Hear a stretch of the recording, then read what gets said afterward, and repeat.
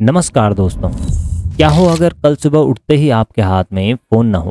क्या आप घबराएंगे, बेचैन होंगे या फिर शायद पहली बार सुकून की सांस लेंगे? आज के समय में फोन अब बस एक गैजेट नहीं रहा, ये हमारी सांसों की तरह जरूरी लगने लगा है। सुबह उठते ही सबसे पहला काम फोन उठाना, सोने से पहले आखिरी काम फोन देखना। ये आदत है या एडिक्शन? साल 2007। Every once in a while, a revolutionary product comes along that changes everything. And we are calling it iPhone. Steve jobs ने दुनिया को पहला आईफोन दिखाया। उस वक्त किसी ने यह नहीं सोचा था कि ये छोटी सी स्क्रीन हमारी जिंदगी का एक सबसे बड़ा हिस्सा बन जाएगा। आज दुनिया में करीब 5 अरब से ज़्यादा लोग स्मार्टफोन यूज़ कर रहे हैं और एक औसत टीनेजर हर दिन 7 से 8 घंटे तक स्क्रीन पर बिता देता है, जिसमें सबसे बड़ा हिस्सा स्मार्टफोन का होता है। यानी किताबों से ज़्यादा, दोस्तों से ज़्यादा और कभी कभी नींद से भी ज़्यादा समय एक स्क्रीन को दिया जा रहा है। कुछ रिपोर्ट्स और आर्टिकल्स में अमेंडा मिलर नाम की एक माँ का जिक्र मिलता है। अमेंडा बताती है कि उनकी 15 वर्षीय बेटी स्मार्टफोन की लत में इतनी डूब गई कि उसका मानसिक स्वास्थ्य बुरी तरह बिगड़ गया। अमांडा कहती है कि उन्होंने बेटी को 10वें जन्मदिन पर स्मार्टफोन दिया और यही उनकी सबसे बड़ी भूल साबित हुई। धीरे धीरे उनकी बच्ची स्कूल से लौटकर अपने कमरे में बंद हो जाती और सिर्फ फोन में गुम रहती। न पढ़ाई, न दोस्तों से बातचीत और न परिवार से जुड़ाव। अमांडा के मुताबिक हालात इतने बिगड़ गए कि बेटी डिप्रेशन, सेल्फ हार्म और सुसाइडल सोच तक पहुंच गई। खाने पीने से इनकार करने लगी और आखिरकार उसे अस्पताल में भर्ती करना पड़ा। अमांडा का दर्द भरा बयान ये है कि हमने उसे खो दिया और उसने अपना बचपन खो दिया। आज अमांडा ब्रिटेन सरकार से गुहार लगा रही है कि स्कूलों में बच्चों के लिए स्मार्टफोन पर प्रतिबंध लगाया जाए ताकि माता पिता अपने बच्चों को दोबारा पा सकें। आखिर ये एडिक्शन होता क्यों है? जब हम एक रील देखते हैं और वो हमें पसंद आ जाती है तो हमारा दिमाग डोपामाइन रिलीज करता है और ये हार्मोन सिर्फ फोन यूज करने पर नहीं निकलता। ये उस समय भी निकलता है जब हम स्वादिष्ट खाना खाते हैं, जब कोई हमें कॉम्प्लीमेंट देता है, जब एग्जाम में हमारे अच्छे नंबर आते हैं या हम किसी गेम में जीत जाते हैं। ये एक रिवॉर्डिंग हार्मोन है और जब भी हम कुछ अचीव करते हैं तो इस हार्मोन के रिलीज होने से हमें खुशी का एहसास होता है। और फोन के केस में ये एक फीडबैक लूप बनाता है। जब भी हम किसी रील को स्क्रॉल करते हैं तो डोपामाइन रिलीज होता है, जिससे हमें खुशी का एहसास होता है। इसके बाद हम फिर स्क्रॉल करते हैं, देन फिर डोपामाइन रिलीज होता है और फिर हमें खुशी का एहसास होता है। और ये ऐसे ही कंटिन्यूअसली चलता रहता है और धीरे धीरे ये एक लत बन जाती है। किंग्स कॉलेज ऑफ लंदन की एक समीक्षा में पाया गया कि लगभग 23% बच्चे अपना स्मार्टफोन इस तरह यूज करते हैं कि जैसे व्यवहारिक रूप से एक एडिक्शन हो। इनमें अक्सर देखा गया है कि जब फोन हाथ से जाता है तो बेचैनी होती है और टाइम को कंट्रोल करना मुश्किल हो जाता है। दक्षिण कोरिया की एक रिपोर्ट बताती है कि जिन युवाओं को अत्यधिक स्मार्टफोन और इंटरनेट की आदत लग गई थी, उनके दिमाग के कुछ हिस्सों में फंक्शनल कनेक्टिविटी कम पाई गई। इसका मतलब है कि इजी टास्क के दौरान ध्यान हटने की समस्या ज़्यादा होती है। मेडिकल वर्ल्ड में इस तरह के सिम्टम्स को कभी कभी प्रॉब्लमेटिक स्मार्टफोन यूज PSU कहा जाता है।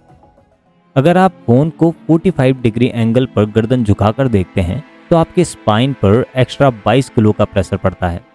फोन और टैबलेट से निकलती ब्लू लाइट मेलाटोनिन हार्मोन को डिस्टर्ब करती है, जो हमारी नींद को कंट्रोल करता है।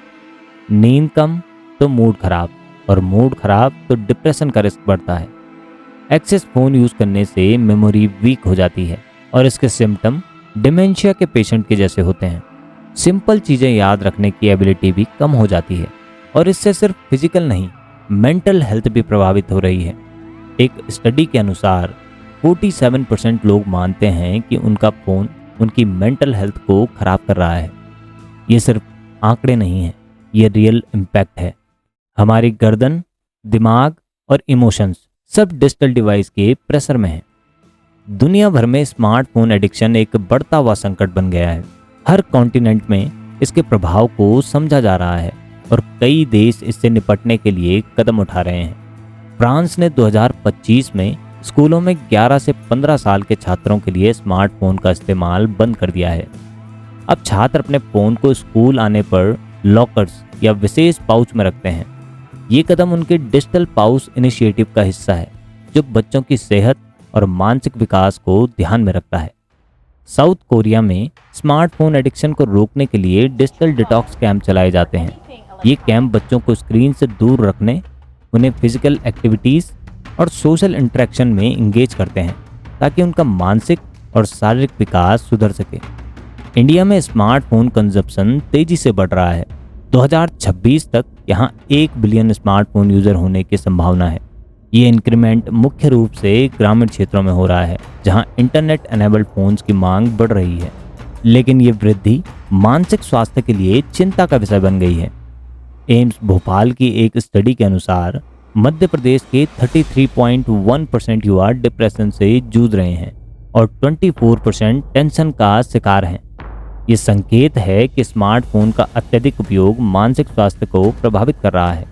अगर आपको लगता है कि आप या आपके किसी जान पहचान वाले को मानसिक स्वास्थ्य से संबंधित कोई समस्या हो रही है, तो एम्स दिल्ली ने नेवर अलोन ऐप लॉन्च किया है। ये ऐप स्टूडेंट्स को स्ट्रेस, चिंता और डिप्रेशन से निपटने में मदद करता है। अगर देखा जाए तो ये एडिक्शन सिर्फ हमारी गलती नहीं है, बल्कि कंपनीज के द्वारा एक डिज़ाइन की गई स्ट्रेटेजी है। गूगल के एक्स डिज़ाइन एथिसिस्ट और सेंटर फॉर ह्यूमन टेक्नोलॉजी के को फाउंडर ट्रिस्टन हैरिस ने कहा था कि अगर आप प्रोडक्ट के लिए पैसे नहीं दे रहे तो आप खुद प्रोडक्ट हैं।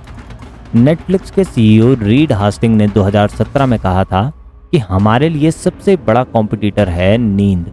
ये दोनों एग्जाम्पल हमें समझाते हैं कि टेक कंपनीज का मेन गोल है यूज़र को ज़्यादा से ज़्यादा स्क्रीन पर रखना, उनके अटेंशन को मोनेटाइज करना और उन्हें अपने प्रोडक्ट के लिए एडिक्टेड बनाना।